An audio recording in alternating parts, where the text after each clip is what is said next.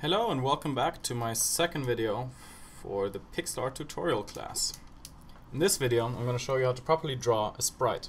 A sprite, for anyone who doesn't know, is essentially the first frame of a pixel art animation.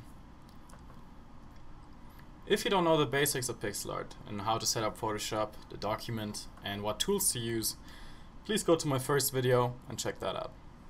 Alright, without further ado, let's open up a document. Let's make it again 100 by 100 pixel wide. And let's get started. I would recommend naming all your layers, because eventually once you work down further the line you'll have quite a few layers and you'll thank me for knowing what they are. Let's call the first layer Sketch. Alright, let's make a second layer and call that BG for background. Fill that layer with white and put that at the very bottom. This will help you a little bit in terms of seeing what you draw a little better. Let's go to the pencil tool and let's start sketching with the black color. Sketching works pretty much like anything else in any other medium. You start just sketching out the rough idea. You can do it free-handed, no problem. Don't worry about jaggies, because you'll be drawing the outline over it later.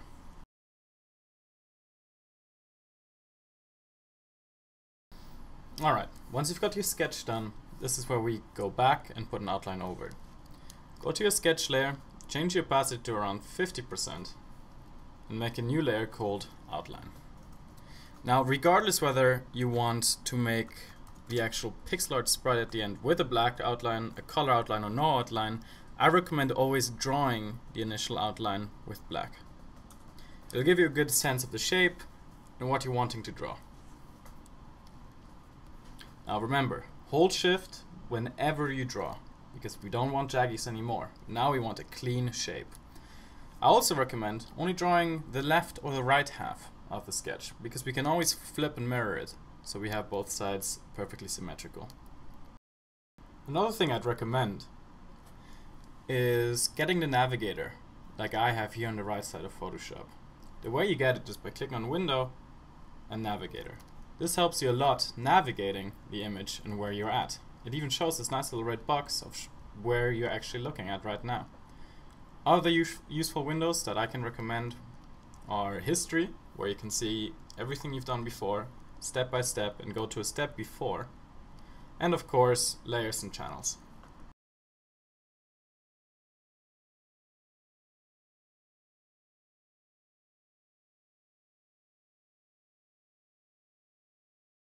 Alright, as you can see I got most of the outline done. Now, select half of it and mirror it. It's as easy as that to get both sides the same. Now, we can actually delete the sketch, but for now, I'll just click on the eye to hide it. There we go, we've got our strange little robot, or whatever you have drawn, in a perfect outline. Now what I would recommend, to make it a little more lifelike, is now that we have it perfectly mirrored, is now we kind of demirror it a little bit. What I mean by that is that we don't want perfect symmetry. Nobody is perfectly symmetrical at any given time, not even this little robot we've created here. The easiest way to do that is taking the marquee tool, selecting specific spots, and just moving things around a little on our actual outline layer that I forgot to name.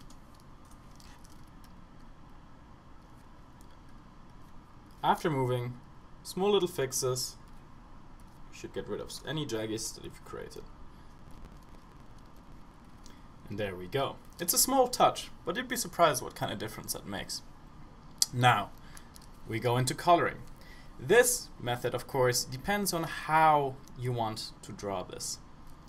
Option 1 is you simply use the good old paint bucket tool. If you don't have the paint bucket tool, it'll probably show the gradient tool. So click and hold and go on the paint bucket tool. This is as easy as it can get. You select a color and you just slap it into any spot you want. If you want to change the color of the outline, then I would recommend holding Command or Control, depending on where you're at. Click on the outline and it would automatically select the entire layer. And there I would individually recolor the black outline you just made. Because now, like this, you can change the color, and then once you deselect it, you can go back to your good old paint bucket tool and fill in the spaces. The last option, of course, is if you want no outlines at all. Now, well, then I would recommend making a new layer, call it color, and use the outline as a reference. So then I would just start filling and drawing over the layer.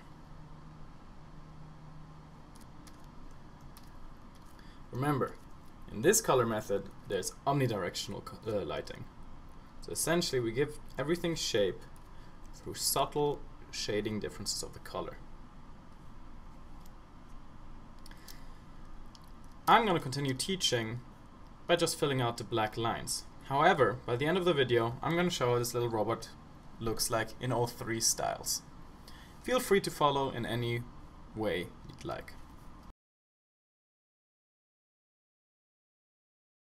Alright, once we've got the basic colors in, I would recommend creating some basic patterns. Now these patterns will help you in adding some variety to the texture of your sprite. I'll show you a few examples of how that works and how that looks. For example, why don't we give the metal gray sheen that the robot has here a checkerboard pattern? The way that works is you basically choose another color of a similar variety and you literally draw a checkerboard. See how that adds a nice sense of variety? Let's go a step further. Let's take his blue arms and let's give him a very simple ridge look. By that I mean literally just draw horizontal lines. Alright, to finish off, I'll give his legs and his weird finger things vertical lines. Neat. So, what's the next step? Well, shading, of course. Now shading, there's many ways you can do it. You just use the color picker and then choose a slightly darker color and draw over things. But the technique that I prefer the most is a clever use of blending modes. So, create a new layer. Let's call it shading. And change the blending mode that's up here, right there, to overlay. Change the opacity to around 50. Now, this layer will cleverly adapt to whatever color is beneath it. Which means if I choose black and now draw over the robot, it'll have the right colors picked for you. Because we decided to draw this one with black outlines, we do directional lighting, meaning shade is always on the left and light is always on the right. So use your black color and start just filling things in. Give everything a shape. Once you've got the black in, switch over to white and draw that on the other side. Now we're getting somewhere. Alright. Last but not least, click on the outline where we also filled in the color. Go on blending options. Now here, there's a ton of settings you can play around with to basically enhance your layer. One that I often do that kind of helps is using pattern overlay. Pattern overlay basically is exactly what it says. You put a pattern, you slap it on top, but with the right blending modes, it'll give your sprite a texture. So let's choose a pattern that is rather busy. This one works. Change the scale to 1. You see how small it is now? Like basically you have 1,000 little dots. Change the blend mode to overlay and decrease the opacity to around 20%. See the difference? Alright. That's it for the drawing and shading. I'm quickly going to draw this sprite in the two other stylistic choices that you have, which is outlines with color or no outlines at all, so you can see how different it would look.